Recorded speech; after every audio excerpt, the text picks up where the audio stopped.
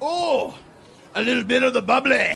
So when I'm in a casino, one of the things I like to do is sit around in the VIP lounge and swap stories with people. I like hearing about their successes, the failures that they're willing to share, and I like learning from them how they approach casinos. Everybody's different. For some, it's just a party place. They come, they drink, they have fun, they lose, they don't care. They'll come back next week and do it again. For other people, it's that quick stop after work. They have a beer, they drop $20 in a slot machine. If they win, great. If they lose, fine. It's just that quick little thing. And obviously you get everything in between, which is, what I like, because basically anybody can wander into a VIP lounge at any time and things can go in almost any direction. So if you've got a beverage of choice, pour one for yourself.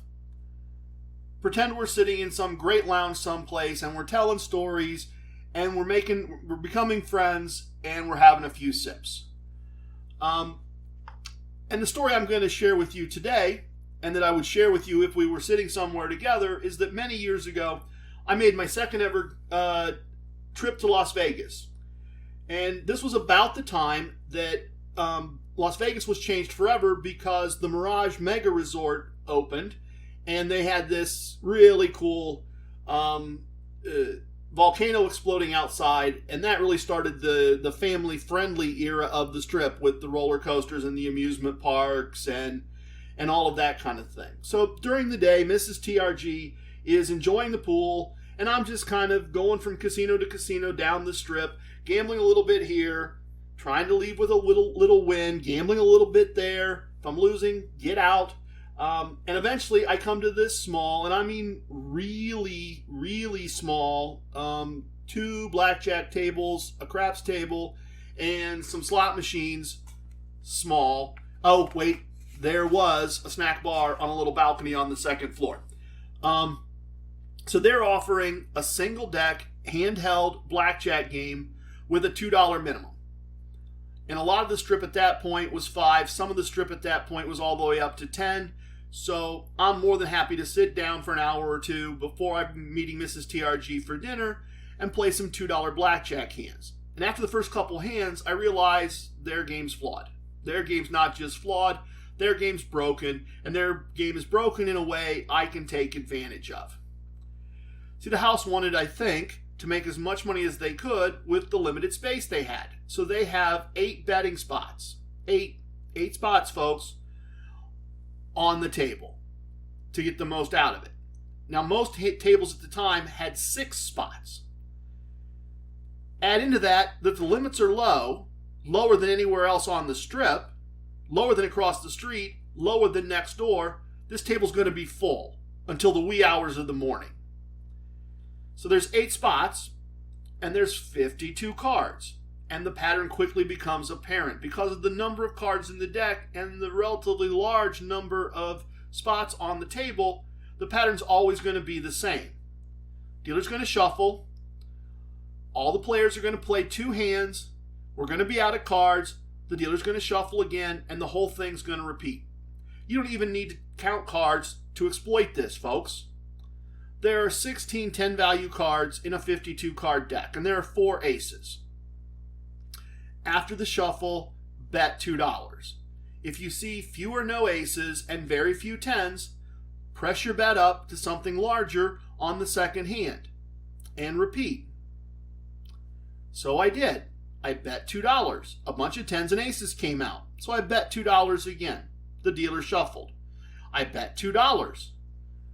No 10s and aces came out. I bet $15. After about an hour, I knew that I was on to something.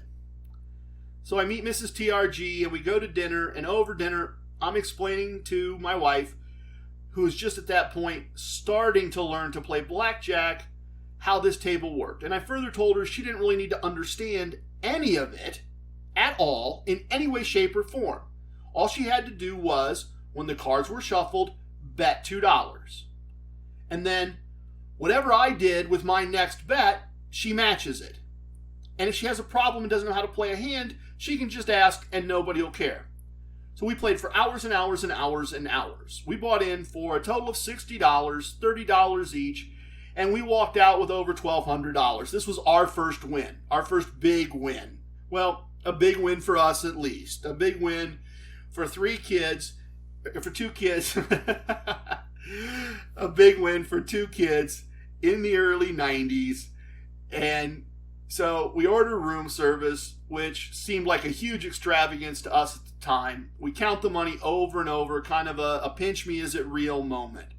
That casino is still there. It's a lot bigger now. It has a hotel tower. It has a few restaurants instead of the little snack bar. And they don't run that game anymore. And I often wonder if that's because I showed them that their game was broken and beatable. I doubt it. And in the end, it doesn't matter. And it doesn't matter why that game isn't there anymore. But it makes a great story to share with new friends. Look, I want to tell you, I know a great deal about casinos. And at the same time, I know I don't know everything. I'm literally trying to learn something new every day. And if you know something I don't know, I'm more than happy to learn from you. If you've got an idea or a concept, send an email to whatido@casinocombat.com. Don't forget, there's a K in combat. I'll take a look. Maybe we can have a conversation. You can even come on the show and teach people if you've got something and you're willing to come teach others. So that's it, folks. That's the first episode of the Casino Combat Podcast. I'm grateful that you took the time to listen.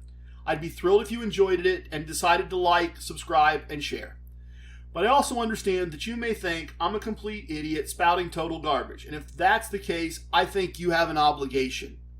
I think you should share this with your friends so that they can subscribe and find out for themselves that I'm an idiot spouting total garbage. You could even have a party. Define the various garbages that I spout and make it a drinking game. Every time I say something stupid, take a sip or a shot. Trust me, as long as you're listening, my feelings won't be hurt. I have spoken. All the information presented here is true from a certain point of view. I'm leaving. I hope you understand. I was born a rambling man.